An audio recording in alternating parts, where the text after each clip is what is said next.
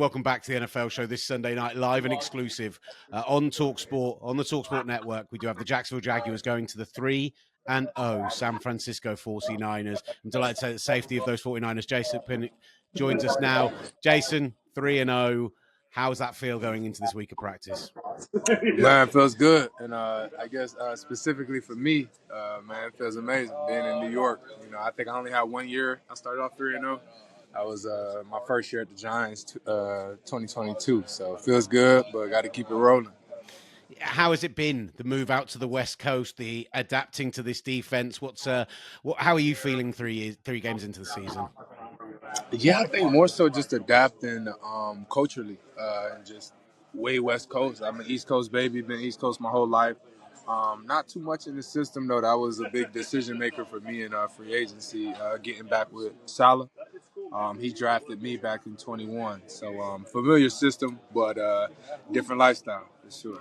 It feels like you say familiar system, but I feel like we've seen some new wrinkles. I think we're seeing some new Robert Saleh this year. Like, I'm enjoying that we're seeing something a little bit different up front and some fun stuff on the back end. Yes, for sure. No, definitely always, but the base of it and where it all derived from. It's always going to be some tweaks here. The league's always changing. So, but yeah, for sure. Now, focusing, I know 3-0 is a wonderful place to be, but injuries have hit this team. Just talk to us a little bit about the fact that Nick is going to be out for the year and what it means for you guys. It's tough, man. He's a great player, probably a gold jacket type guy, and it's going to be tough, but it's not going to kill us. That's something we pride ourselves on, is always being ready, up and ready. These young guys, and any guys we bring in, get the job done. So just got to keep it rolling. It's a big hit, but we're going to play for our brother. You played with some great linemen in your time in New York on both teams. How does Nick compare to those guys as a pass rusher? Oh, top, man. Top. I mean, like you said, I played with the Brian Burns, Kayvon Thibodeau, then interior as well. Sexy Dex. Dexy. Yeah. Yeah, you know it. Dex and Nacho as well. He's a sleeper. He's great in the run game, but he still get after the passer.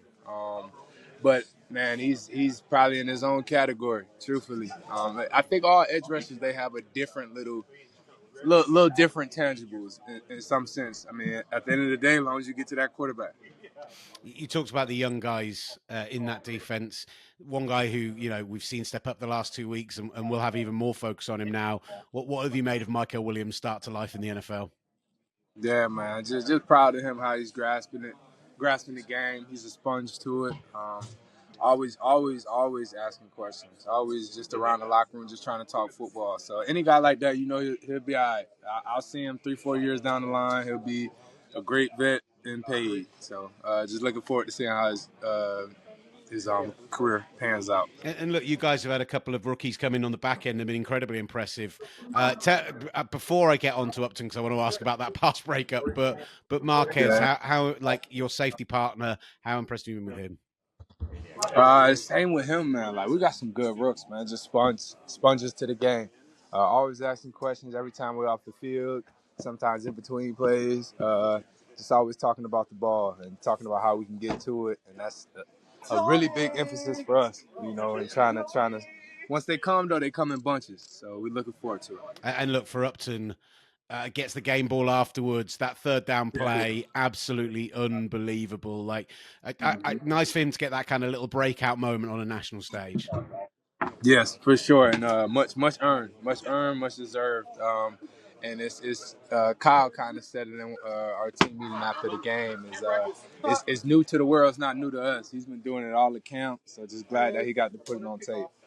Last couple from me. The Cardinals win, the nature of it and the reaction afterwards, like you guys bouncing off the walls. It was incredible, the emotion and the outpouring.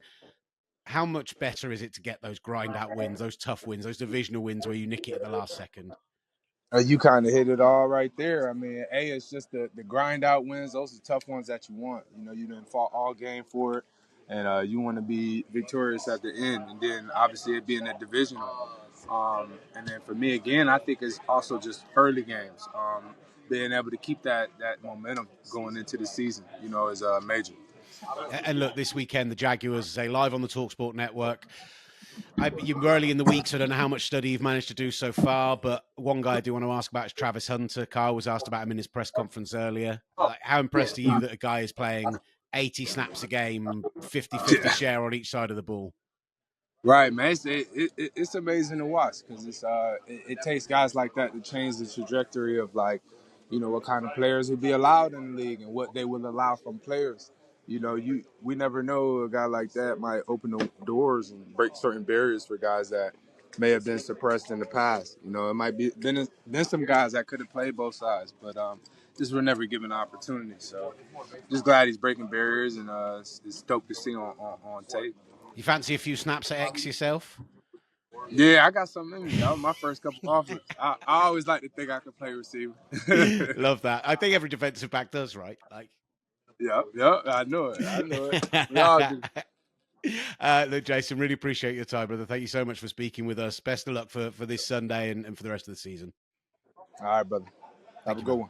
Dominic, thank you so much for taking the time out to speak with us. This is the NFL show, live and exclusive this Sunday night. The Jacksonville Jaguars go up against the 3-0 San Francisco 49ers. Delighted to say the second-year guard of those 49ers, Dominick Puni, joins us now. Dominic, first of all, being at this stage, winning that first home game, 2-0 in the division, 3-0 overall.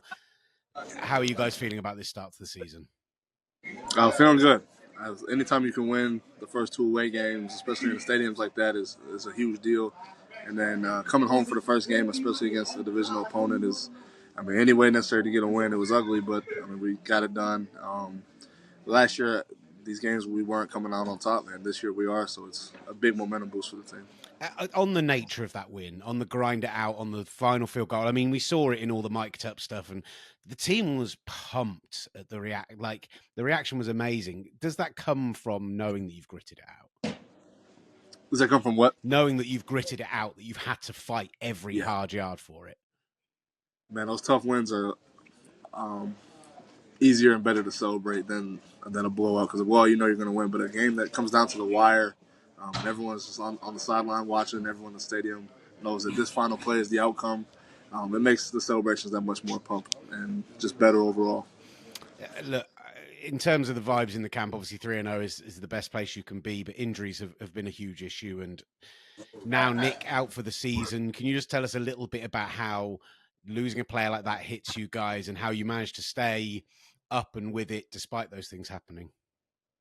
Man, it's a huge loss for the season. He is a top edge rusher in the league, and just what he does to offensive lines, quarterbacks, every game, just you can't really replicate it or replace it. So he's going to be a huge loss, but as cliche as it sounds, it's really just the next man up in mentality.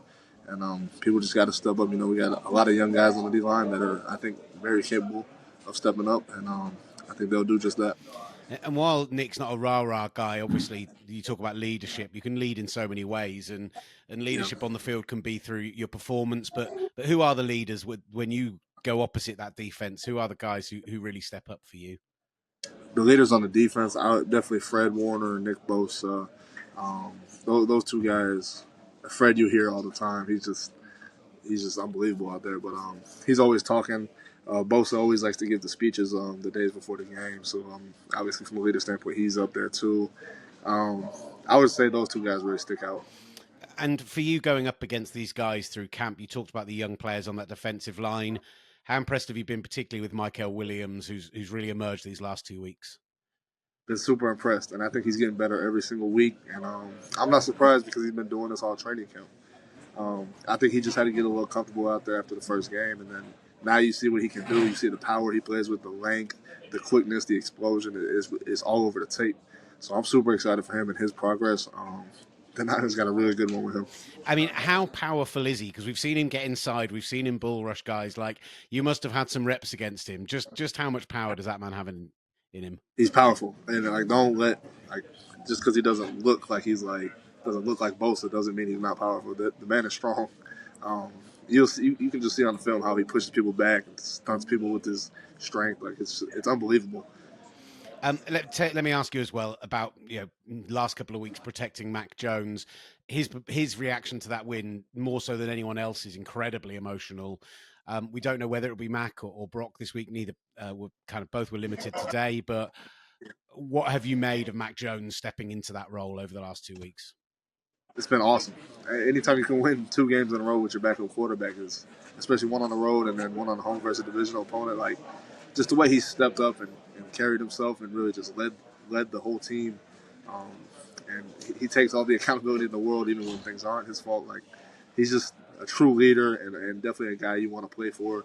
And that's really been the epitome for the O-line for him for the past 2 games. Like, we just love blocking for him and love playing for him. I did enjoy in that post-game press conference when he talked about the pick that he basically just turned around and went, that was hilarious. Bad throw, that's me.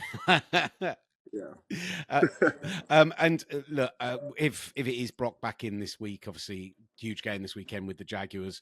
What have you seen from them when it's early in the week, but team who have got a lot of takeaways on defense, a team who seem to have stepped up on that side of the ball, are throwing a lot more at offenses, like a lot more interesting and diverse looks. Like, what kind of test are you expecting with them this weekend?